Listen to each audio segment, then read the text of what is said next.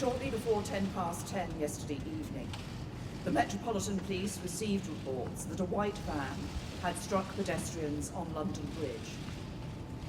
It continued to drive from London Bridge to Borough Market, where 3 terrorists left the van and attacked innocent and unarmed civilians with blades and knives.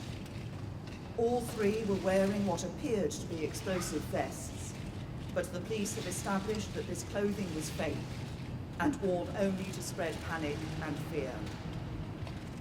As so often in such serious situations, the police responded with great courage and great speed.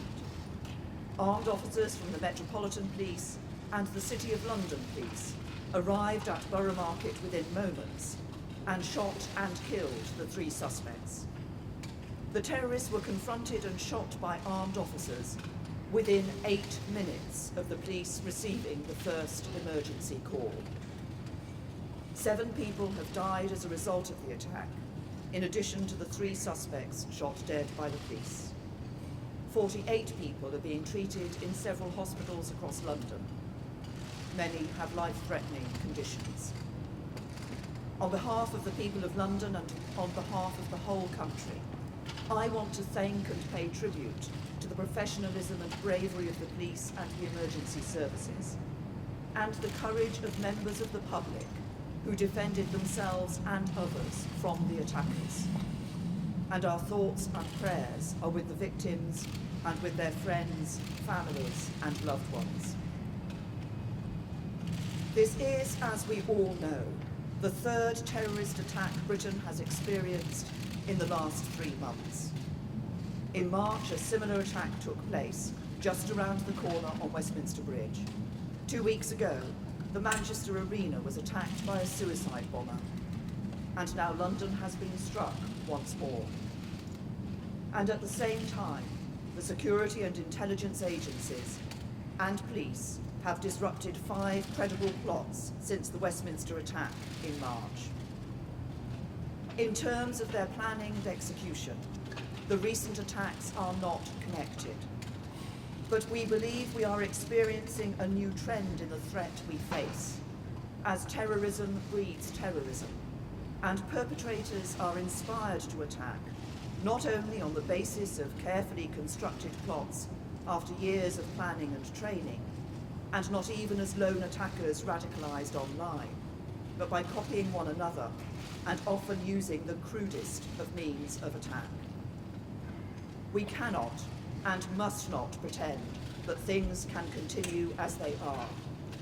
Things need to change, and they need to change in 4 important ways. First, while the recent attacks are not connected by common networks, they are connected in one important sense. They are bound together by the single evil ideology of Islamist extremism that preaches hatred, sows division, and promotes sectarianism. It is an ideology that claims our Western values of freedom, democracy, and human rights are incompatible with the religion of Islam. It is an ideology that is a perversion of Islam and a perversion of the truth. Defeating this ideology is one of the great challenges of our time, but it cannot be defeated through military intervention alone. It will not be defeated through the maintenance of a permanent defensive counterterrorism operation, however skillful its leaders and practitioners. It will only be defeated when we turn people's minds away from this violence and make them understand that our values, pluralistic British values, are superior to anything offered by the preachers and supporters of hate. Second, we cannot allow this ideology the safe space it needs to breed. Yet that is precisely what the internet and the big companies that provide internet-based services provide. We need to work with allied democratic governments to reach international agreements that regulate cyberspace to prevent the spread of extremist and terrorism planning. And we need to do everything we can at home to reduce the risks of extremism online. Third, while we need to deprive the extremists of their safe spaces online, we must not forget about the safe spaces that continue to exist in the real world. Yes, that means taking military action to destroy ISIS in Iraq and Syria, but it also means taking action here at home. While we have made significant progress in recent years, there is, to be frank, far too much tolerance of extremism in our country. So we need to become far more robust in identifying it and stamping it out across the public sector and across society. That will require some difficult and often embarrassing conversations. But the whole of our country needs to come together to take on this extremism. And we need to live our lives not in a series of separated, segregated communities, but as one truly united kingdom.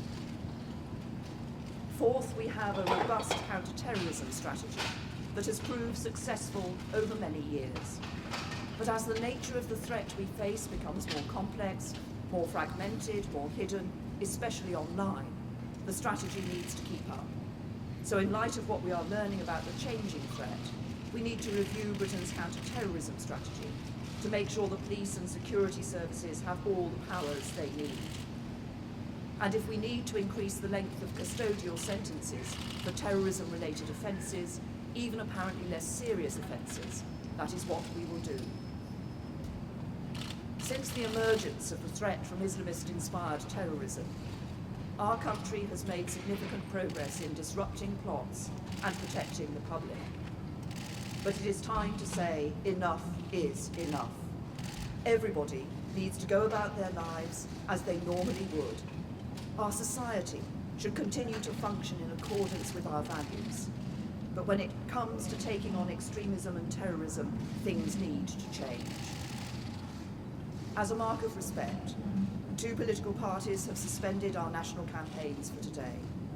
But violence can never be allowed to disrupt the democratic process. So those campaigns will resume in full tomorrow. And the general election will go ahead, as planned, on Thursday.